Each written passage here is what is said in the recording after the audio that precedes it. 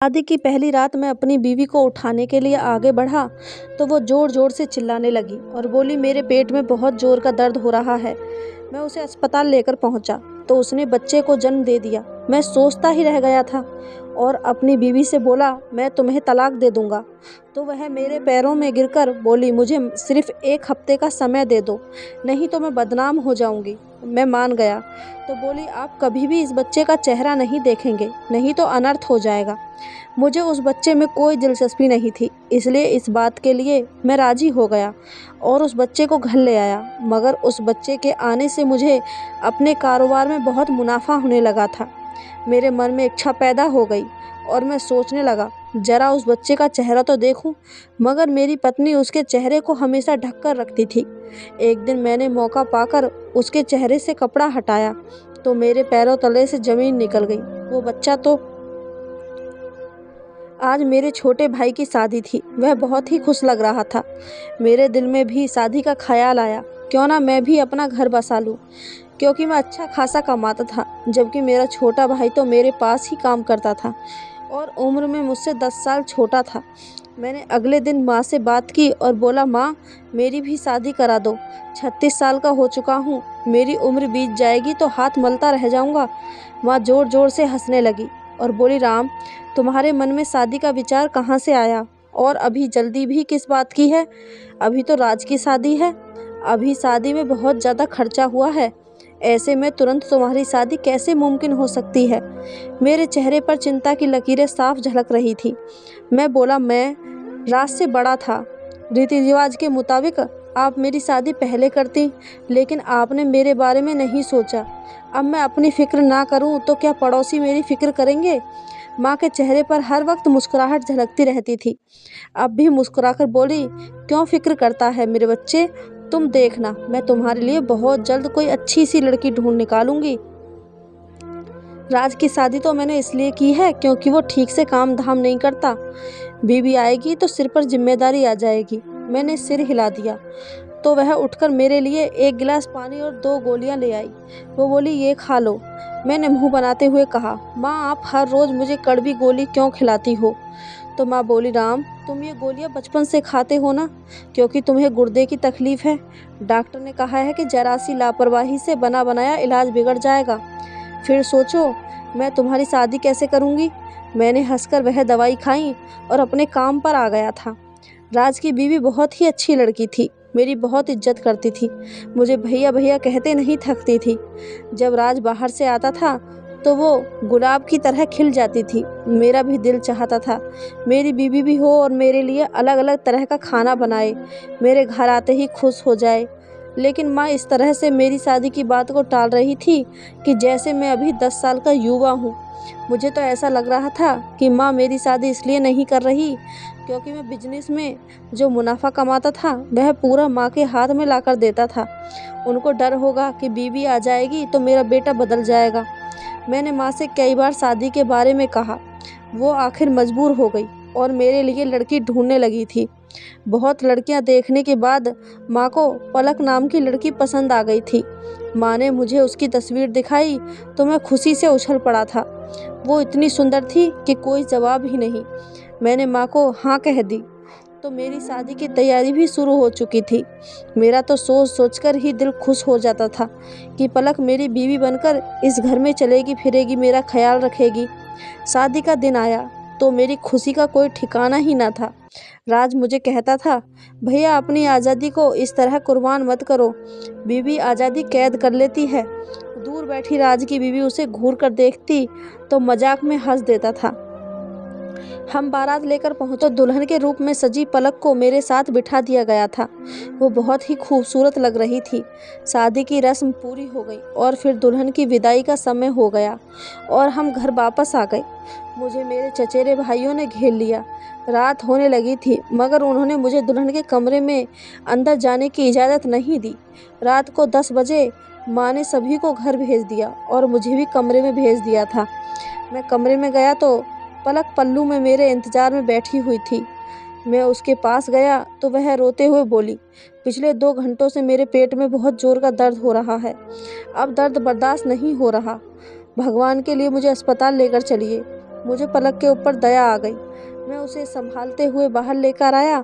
अस्पताल में लेकर गया तो डॉक्टर ने इमरजेंसी में डिलीवरी वार्ड में दाखिल कर लिया था। ये देखकर मैं हैरान हो गया कि ये सब क्या हो रहा है। लगभग 4 घंटे में यूं ही बैठा रहा था।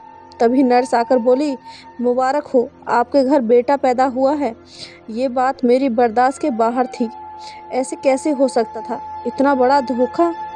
वह नर्स मेरी तरफ देखकर बोली, आपकी बीवी आपसे मिलना चाहती है। मैं नर्स के पीछे पीछे चल पड़ा था। बेड पर पलक आराम से लेटी हुई थी। मेरा दिल कर रहा था कि थप्पड़ मार मार कर उसकी जान ही निकाल दूं। भला किसका गुनाह लेकर तुम मेरे घर आ गई हो? तुम्हें जरा सी भी शर्म नहीं आई इतना बड़ा धोखा देते हुए? हाँ नहीं, तुम बेफिक्र रहो। मैं जानता हूँ कि तुम जैसी औरतों से कैसे निपटा जा सकता है। मैं तुम्हें अभी तलाक देकर आज़ाद कर देता हूँ। मेरी ये बात सुनकर पलक के दिमाग में बिजली सी दौड़ गई थी। वो उठकर मेरे पास आई और मेरे कदमों में बैठकर रोने लगी और बोली, मुझे इस तरह अपनी ज़िंदगी से बेदखल मत कीजिए। मैं जानती हूँ मुझसे बहुत बड़ा गुनाह हुआ है, लेकिन आप मुझे इस तरह छोड़ देंगे तो मैं कहाँ जाऊँगी? आप मुझे सिर्फ 1 हफ्ते का समय दे दीजिए, तब तक मैं अपने ठिकाने का इंतजाम कर लूँगी। राम, अगर आज आपने मेरी इज्जत बचा ली तो ज़रूरत के दिन भगवान आपकी मदद करेंगे। पलक के इन शब्दों ने मुझे हिलाकर रख दिया था। हम अपनी रोज़ की ज़िंदगी में कितना ही पाप करते हैं, लेकिन भगवान अच्छे हालात पैदा करके हमें बदनामी से बचा ही लेता है। तो मैं कौन होता हूँ अपनी बीवी को सरेआम बदनाम करने वाला? मैं बोला, ठीक है पलक, 1 हफ्ते का वक्त है तुम्हारे पास। पलक रोते हुए हंस देती है और फिर बोली, राम, आप कभी भूलकर भी बेटे की शक्ल मत देख लेना, नहीं तो कयामत आ जाएगी। अब भला मुझे अपनी बीवी के बच्चे से क्या लेना देना था जो मैं उसकी शक्ल देखता रहता? इसलिए मैंने पलक से कह दिया कि तुम बिल्कुल बेफिक्र रहो। अब सबसे ज़्यादा डर मुझे अपने घर वालों के सवालों का था कि भला उनसे क्या कहूँगा। शादी की पहली रात ही मेरे घर बच्चा कैसे पैदा हो गया?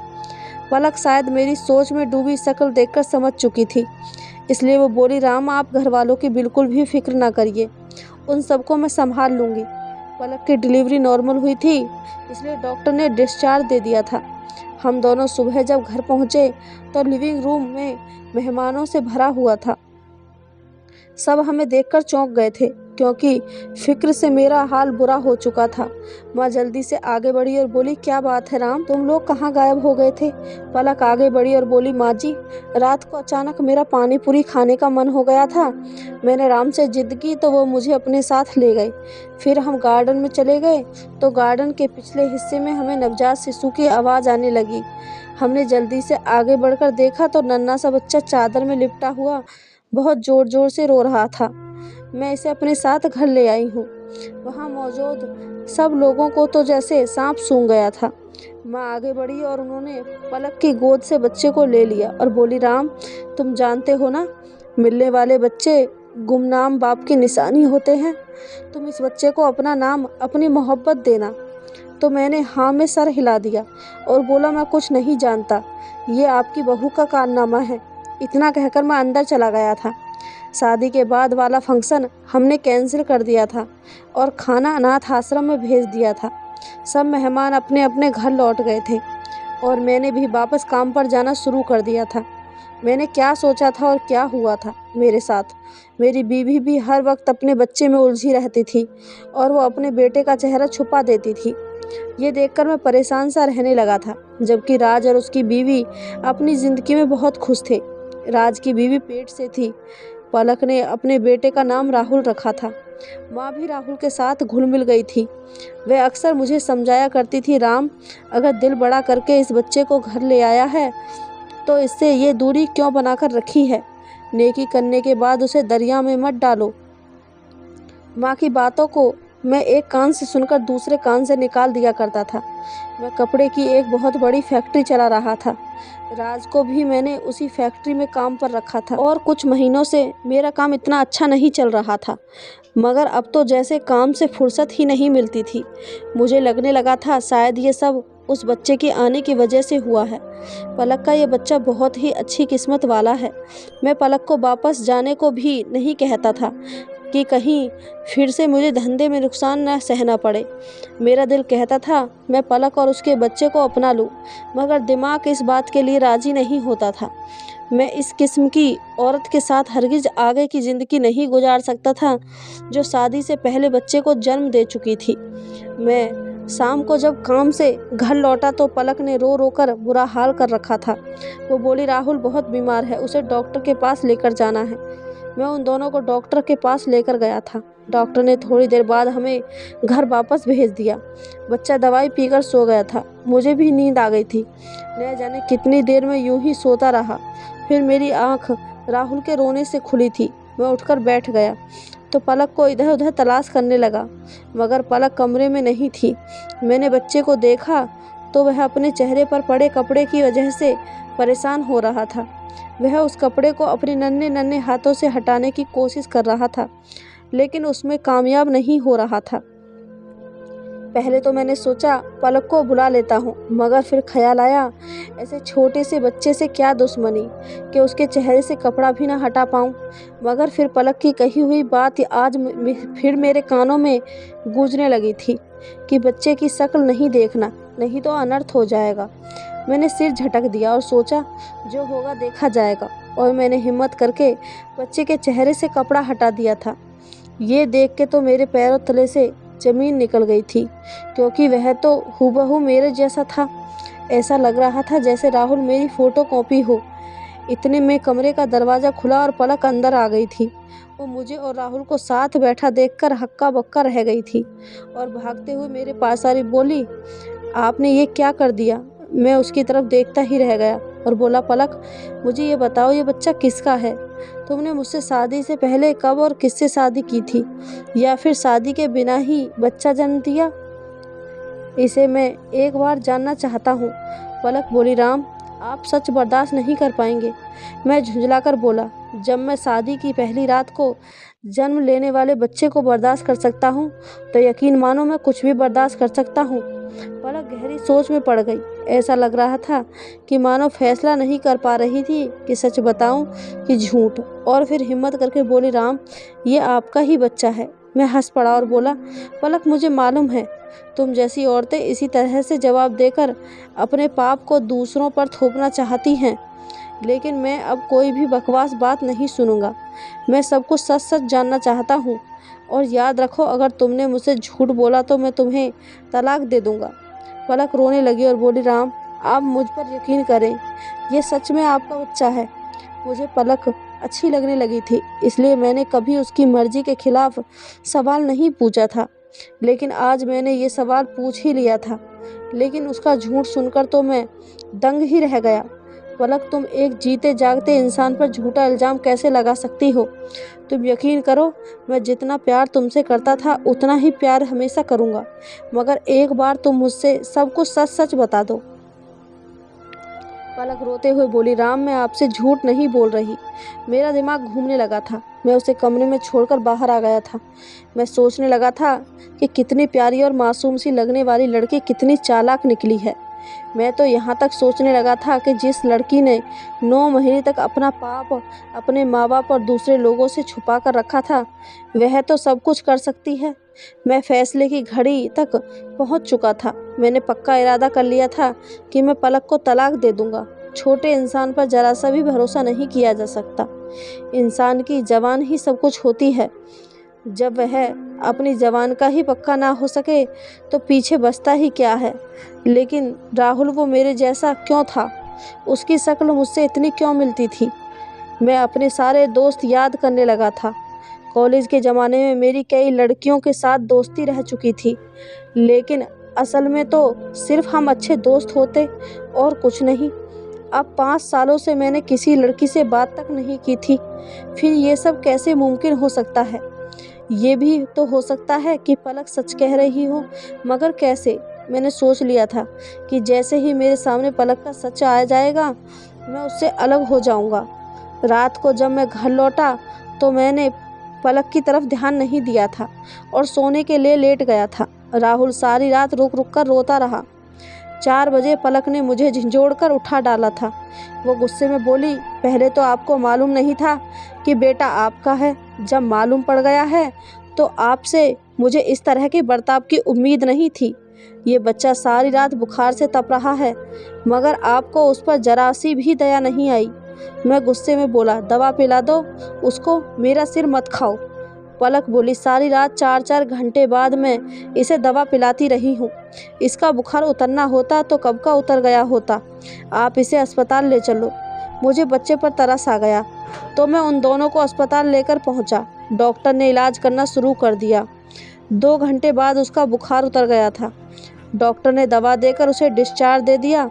मेरे दिल में विचार आया कि क्यों ना मैं इस बच्चे का डीएनए टेस्ट करवा लूं। अगली बार जब पलक बोलेगी कि राहुल तुम्हारा बेटा है तो यह उसके मुंह पर दे मारूंगा। तब तो उसे मजबूर होकर सच बताना ही पड़ेगा। मैंने पलक से छुपाकर उस बच्चे का डीएनए टेस्ट भी करवा लिया था। रिपोर्ट कल मिलने वाली थी। हम घर पहुंच चुके थे। राहुल के बुखार का जोर अब टूट चुका था। वो सारा दिन आराम से खेल रहा था। मैं कल का बड़ी बेसब्री से इंतजार कर रहा था और फिर आखिरकार इंतजार की घड़ियां खत्म हो गई और नए दिन का सूरज निकल आया।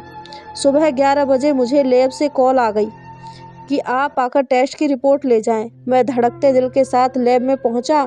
वो रिपोर्ट पढ़ने के बाद मैं सच में अचरज में पड़ गया था। मेरा और राहुल का डीएनए मैच हो गया था। ये साबित हो चुका था कि राहुल मेरा बेटा था। मेरा दिमाग घूमने लगा था।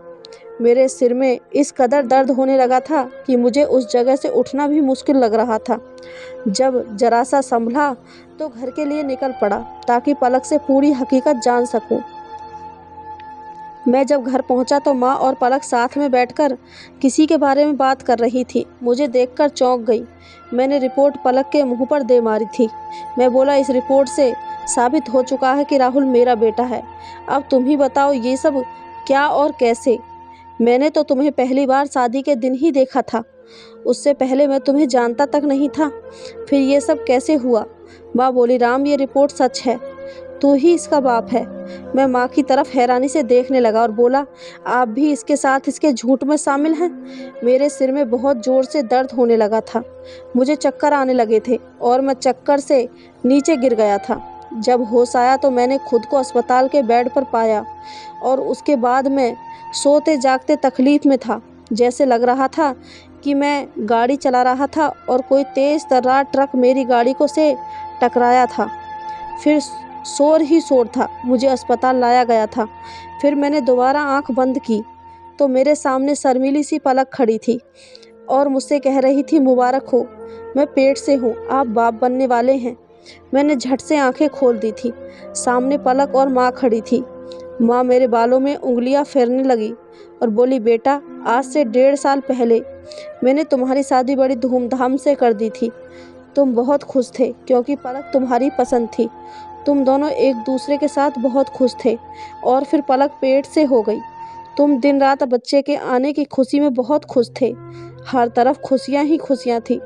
फिर एक दिन तुम फैक्ट्री से वापस आ रहे थे, तभी तुम्हारा एक्सीडेंट हो गया था। तुम कोमा में चले गए थे।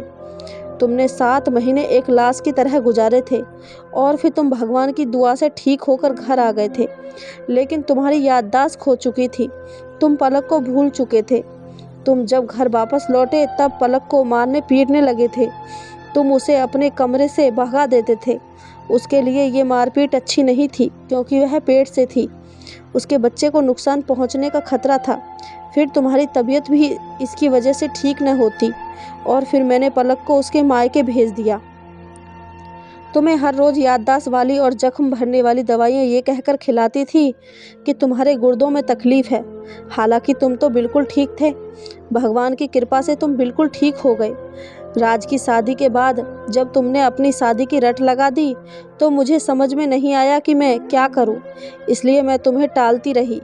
काफ़ी सोच विचार करके गिने चुने रिश्तेदारों को बुलाकर पलक को मैं दोबारा दुल्हन बनाकर ले आई। यह सब कुछ हमने तुम्हें ठीक करने के लिए तुमसे छुपा रखा था। माँ की बातें सुनकर मैं अजीब सी हालत से गुजर रहा था।